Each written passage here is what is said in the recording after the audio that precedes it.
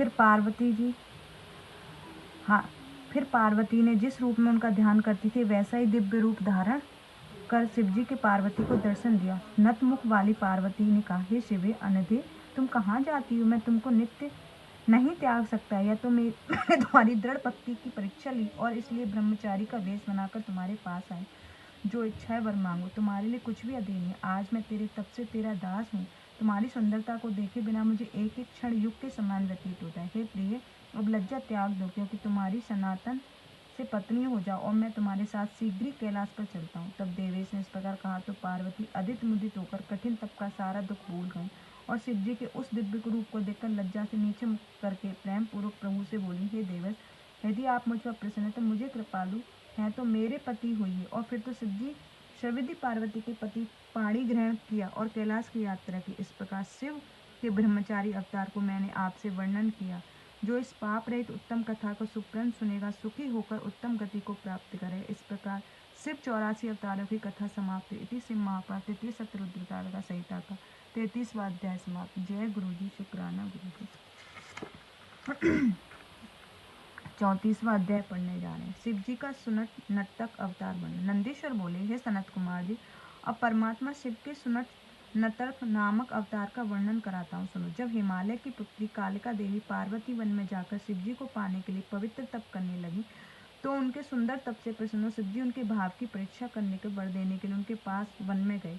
वहां उन्होंने पार्वती को अपना स्वरूप दिखाकर वर मांगने के लिए कहा। उनके ऐसा कहने से उनके उत्तम रूप को देखकर हर्षित होकर प्रणाम कर बोली, हे देवेश, यदि आप मुझ पर प्रसन्न है तो मुझे वर देना चाहते हो तो ईशान आप मुझ पर कृपा करके मेरे पति हुई हो। हे प्रभु, आपकी आज्ञा से अब मैं अपने पिता के घर जाती हूँ। आप भी मेरे पिता के पास जाइए और अपने शुभ यश को कहकर उनसे मुझे मांगिए, जिससे मेरे पिता का गृहस्थ धर्म सफल होए और यह जब वह स्वीकार कर लें तो देवों की कार्य सिद्धि के लिए यथाविधि मेरे साथ विवाह कर लीजिएगा। इस प्रकार आप मेरा मनोरथ पूर्ण कीजिए। हे विभो, आप सर्वदा विकार रहित हैं, भक्त वत्सल नाम वे लेने वाले हैं। मैं तो सर्वदा से आपकी भक्ता हूँ। जब पार्वती ने ऐसा कहकर शंकर जी से तथास्तु कहकर कैलाश की यात्रा की, पार्वती अपने पिता के घर गई। पार्वती आगमन सुन मैना और परिवार सहित हिमाचल अपनी पुत्री पहले ही देखने गए। स्वागत कर लाए, महोत्सव किया। मैना हिमाचल ने ब्राह्मण आदि का बहुत सदन दिए, वेद दान मंगलाचार करा। जब एक दिन हिमाचल गंगा को स्नान गए तो इसी अवसर पर सुंदर नर तक का भेष धारण कर शिवजी मैना के पास आ गए। उनके बाएं हाथ में लिंग और दाहिने में डमरू विराजमान था।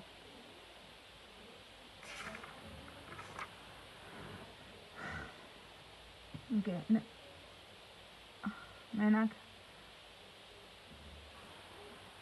तथा जो लाल वस्त्र पहने पीठ पर गुदड़ी डाले था, तो ऐसा नट का रूप धारण कर शिवजी बड़े आनंद के साथ मैना के आंगन में आकर अनेक प्रकार के नृत्य मनोहर गान करने लगे। वह अपने सींग और डमरू से बड़ी धुनी के साथ बजाते अनेक प्रकार के मनोहर लीला करते रहे, जिन्हें देखने के लिए सारे नगर आवाल वृद्ध नर नारी सहसा वहां आ गए। सबको शिवजी को अपना मनोहर नृत्य और गान के वश में कर लिया। मैना प्रसन्न शीघ्र स्वर्ण के पात्र रत्नों को भर स्वयं ही देने चली, परंतु शिवजी ने उन रत्नों को कदापि स्वीकार न किया और भिक्षा में पार्वती को मांगा। तब फिर नाचने और गाने लगे।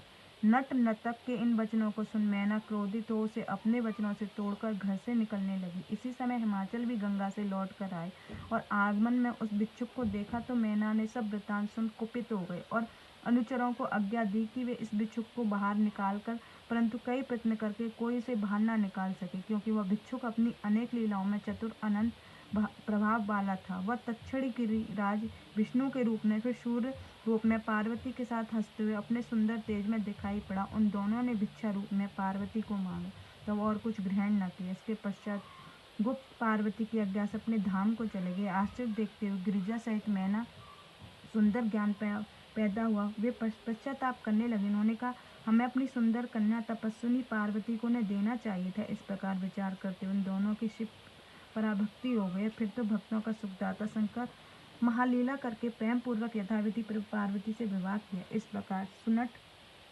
नर्तक नट नामक शिव का अवतार कहा, जिससे पार्वती के वाक्यों को पूर्ण किया। शिव या सुनट नर्तक अवतार नामक अध्याय सर्व पाप नाशक और परम गति दायक है। इति शिव महापुराण का तृतीय सतरुद्रता का 34वां अध्याय समाप्त। जय गुरु जी।